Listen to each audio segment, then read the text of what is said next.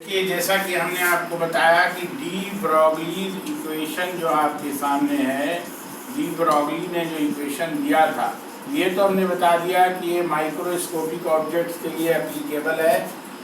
Question आएगा what is de Broglie's equation and how will you derive the de Broglie's equation. तो देखिए यहाँ पर आपको जानना ये है कि lambda is equal to H by M V, ये जो है ये आपका है। तो इसको डिरिवेशन हम लोग अभी करने से पहले ये आपकी बात इसका इंट्रोडक्शन बता दें। ये पी होता है, मोमेंटम होता है। यहाँ पर लैम्डा जो होता है, जैसा कि आपको पता होगा, इसको वेवलेंथ कहते हैं, है ना। और ये एच जो होता है that is called as Planck's constant. Planck's constant कहलाता है ये, जिसकी numerical value 6.626 into 10⁻⁻34 joule second. ये एसआई यूनिट है। कभी कभी हो सकता है आपको बुक में सीजीएस यूनिट मिल जाए, तो 6.626 इंटू 10⁻⁻27 अर्ग सेकेंड मिलेगा। तो कारण इसका ये है, ये सीजीएस यूनिट में ये 1 जूल बराबर आपका 10⁻7 अर्ग होता है। ये जूल यानी एसआई से सीजीएस में ये अर्ग हो जाता है 10⁻7, तो 27 हो जाएगा। यहाँ पर +7 हो जाएगा, तो ये घट के 27 हो जाएगा। और इसके बाद आपको ये बता दें कि m जो है, जाहिर सी बात है कि m मास है, बहुत सिंपल सी बात है, मास ऑफ द पार्टिकल जो मोशन में है, मूव कर रहा है। और देखिए ये p जो है ये मोमेंटम है, मोमेंटम है जिसके बारे में आप जानते हैं कि इसको mv से डिनोट करते हैं, मोमेंटम, मास इनटू वेलोसिटी। और ये आप जान लीजिए इसकी यूनिट इसमें आप मीटर इस्तेमाल करेंगे, स्टैंडर्ड एसआई यूनिट। यहाँ पर आप जूल सेकंड लेंगे तो ये एसआई यूनिट हो जाएगा, अर्ग लेंगे तो ये सीजीएस हो जाएगा। मास के लिए आप किलोग्राम ही इस्तेमाल करेंगे, अगर सीजीएस इस्तेमाल करते हैं तो ग्राम हो जाएगा। और मोमेंटम में किलोग्राम मीटर पर सेकंड एसआई यूनिट हो जाएगा। अगर सीजीएस यूनिट इस्तेमाल करते हैं तो ये जो है मीटर ग्राम सेंटीमीटर पर सेकंड हो जाएगा।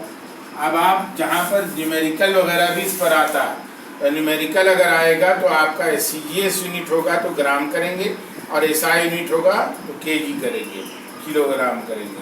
तो इस तरह से इसमें आगे बढ़ना है। तो इसके आगे की बात आपके सामने रख दें, उसको आप लोग नोट कर लीजिए। और देखिए जो जो पढ़ा रहे हैं उस वीडियो को देखकर आप लोग जो है अपना भी एक सिंपल नोट्स बनाइए। फिर आप लोग बना करके चाहें तो आप लोग जो है, कुछ बच्चे भेज रहे हैं, कुछ पर्सनली भी भेज रहे हैं या व्हाट्सएप ग्रुप पर भी भेज रहे हैं। पर्सनली मेरे ग्रुप पर भी भेज सकते हैं, और नहीं तो ऐसे भी भेज सकते हैं कि आपने क्या पढ़ा तो क्या समझा। मेरा भी फीडबैक आपका, आप हमसे पढ़ रहे हैं, समझ रहे हैं कि नहीं समझ रहे हैं, ये हमें भी पता होना चाहिए। इसलिए जो हम पढ़ा रहे हैं, आप जो देख रहे हैं, उसको आप लिखिए अपने कॉपी पर और उसको फ़ोटो खींच करके हमारे पास भेजिए, उससे और भी इफेक्टिव होगी ये स्टडी।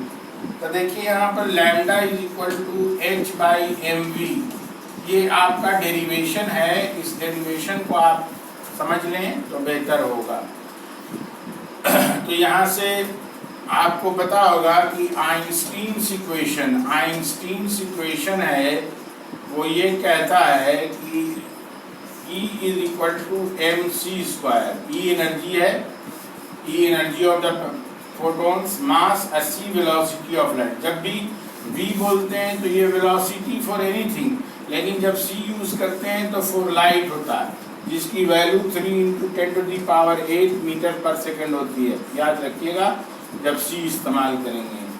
और यहाँ पर आपका जो है दूसरी इम्पोर्टेंट बात ये है कि एनर्जी में आगे आपको कि एनर्जी बराबर ½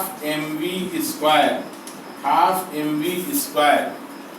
तो इससे आपको जो है, इसमें जो है आपने यहाँ पर जो है E is equal to H mu, ये आपने जूनियर क्लास में पढ़ा होगा, यानी कि energy equal to H mu. Mu frequency है, एच हमने बताया अभी प्लैंक्स कांस्टेंट है। तो आपको एक और चीज़ बता दें, c is equal to mu lambda. c जो है वेलोसिटी ऑफ द लाइट है, तो म्यू बराबर c बाई लैम्डा। तो देखिए ये इक्वेशन जो आपके सामने 1 है वो ऐसा हो जाएगा, E is equal to H mu, तो ये हो जाएगा E is equal to H C by lambda, H C by lambda हो जाएगा। अब देखिए यहाँ पर समझने वाली बात आपके सामने वो मैं बताना चाहूँगा कि यहाँ पर आप जो है इक्वेशन नंबर 1 इसको जो है 1 ले लीजिए, इसको हटा दीजिए। इक्वेशन नंबर 2, तो देखिए from equation 1 and equation 2, equation 1 and 2 से आप एक नतीजा ड्रॉ करेंगे, conclusion M C square equal to H C by lambda. तो सी कैंसिल हो जाएगा, एच सी बाई लैम्डा।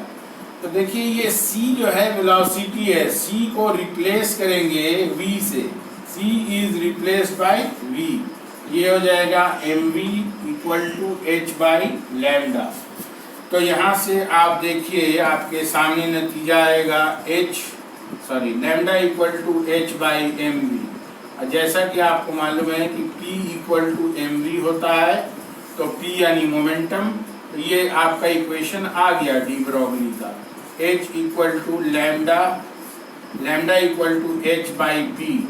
ध्यान देने वाली बात ये है, लास्ट मोमेंट पर एक और बात बता दें, h आपका कांस्टेंट है, तो कांस्टेंट का कोई यहाँ पर जो है अगर आप रिलेशन बनाएंगे, lambda inversely proportional to 1/p हो जाएगा। इसमें ऑलमोस्ट सारी डिस्कशन हमने एक सवाल आपको बता दिया। आप इस सवाल में कभी कभी अटैचमेंट में न्यूमेरिकल भी पूछ देता है पीएससी पार्ट 3 में। पीएससी पार्ट 3 है, कोई मजाक नहीं है, सीरियस होके पढ़ना है। तो क्वेश्चन वो एक बार और दोहरा दें, रिपीट कर दें। वो ये है कि what is de Broglie's equation, उसके बाद उसमें इंट्रोडक्शन लिखेंगे आप, और उसके बाद derive an expression for the de Broglie's equation. ये जो हमने बताया ये डी ब्रोगलीज इक्वेशन का डेरिवेशन है। आप लोग इसको जो है एक बार देखिए वीडियो में, आपको वीडियो सेंड कर देंगे व्हाट्सएप से ग्रुप में, और उसके बाद अपनी कॉपी पर बनाइए, लिखिए और फिर मुझे भी भेजिए कि आपने क्या समझा। तो इन्हीं शब्दों के साथ आपको छोड़े जाते हैं। आपका व्हाट्सएप ग्रुप पर मैसेज वीडियो चला जाएगा। Thank you very much.